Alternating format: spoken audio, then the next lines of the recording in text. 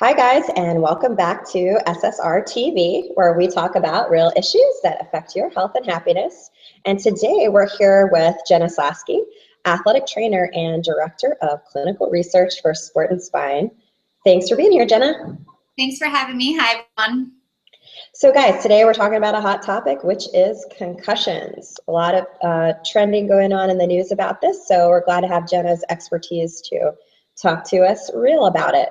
So, Jena, let's talk about exactly what is a concussion. Okay, so a concussion is defined as a mild traumatic brain injury. It's actually a chemical change that happens in the body, in the brain. And so that's why a lot of times an MRI or a CT scan don't actually really diagnose a concussion. Those are looking more for a bleed within the brain that would indicate something more severe occurred during that hit. And it can occur from either a blow to the head, which is what we typically see, the big hits on TV on Sunday night football or Friday night lights. But it can actually also occur from a blow to the body, which then sends the head kind of flying and the brain shakes within and hits the skull. And so it's not just that normal blow to the head. It can really occur from other situations as well. That's pretty cool. I don't know if a lot of people know that, so that's great information to have. There's a lot of buzz about this, but who do we typically see as patients that are really getting concussions a lot? You know, we tend to see the youth athletic population and college athletics, but it really can occur for anyone at any time. So the standard ones that are typically seen are your soccer, your football. Women's soccer is actually the second leading number of concussions next to football. And women have actually been found to have more concussions than men in similar sports. So there's definitely a gender situation happening.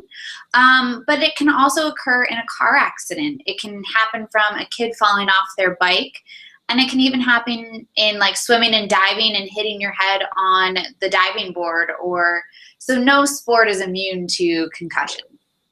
Wow. So now that we know kind of how prevalent they are and that you don't actually necessarily have to hit your head to get a concussion, what can we tell parents and coaches and trainers to look out for to indicate that their athlete might have a concussion?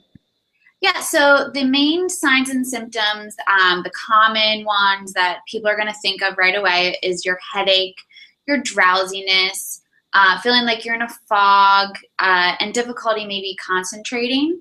But there's also some less common ones, and those are actual like emotional changes. You can feel sad or anxious. You can also have personality changes, more irritable. And then there's the red flags, and that's vomiting, decrease in any of your normal kind of situation of vitals, decreased coordination, slurred speech, and those are ones where you're going to want to go to the emergency room and be seen. Yeah, and with youth athletes, there's so much pressure to be on the field and not miss practice. And so a lot of times, because of that dynamic, it's kind of hard for our youth athletes to really be honest with us and let us know what they're experiencing. So, what would you recommend to a coach or a parent if they suspect that their athlete might have a concussion? What should they do? Well, number one thing is we want to make sure that we're telling our student athletes to report these concussions, because there's serious consequences if someone has a concussion and they remain on the field.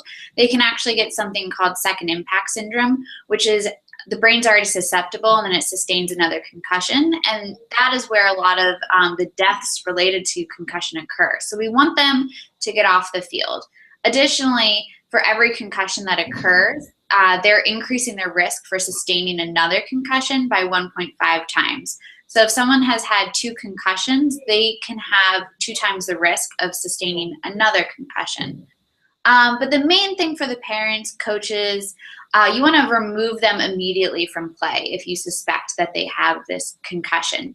You want to then make sure that you never return them within that same day until they've been evaluated by a medical professional. And also related to the medical professional, you want to make sure you're going to someone with some experience. So a lot of times someone will go to the ER and the urgent care, which are great if you're really concerned about those red flags we just discussed. But those emergency rooms typically are going to say, oh, they'll be good in a few days.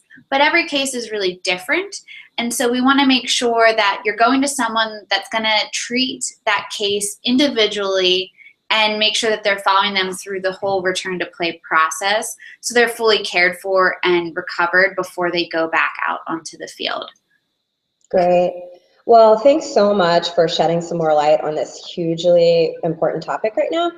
For all the parents, coaches, athletic trainers out there, club leaders, if you're interested in learning more about this or want to learn the tools to protect your athletes, Jena and her team offer a completely free seminar in partnership with Power Play in Sports, where they will come and teach you more on each of these topics and further on how to treat. We're going to talk about that a little bit more in our next video, so be sure to check it out. But again, if you are a club leader, parent, or coach, and you're interested in having this completely free 1-hour seminar, check out just below. We're going to have the link where you can request to get one of those scheduled for your club. So Jena, thanks again, and we look forward to learning more with you on our next video. Great, thanks for having me.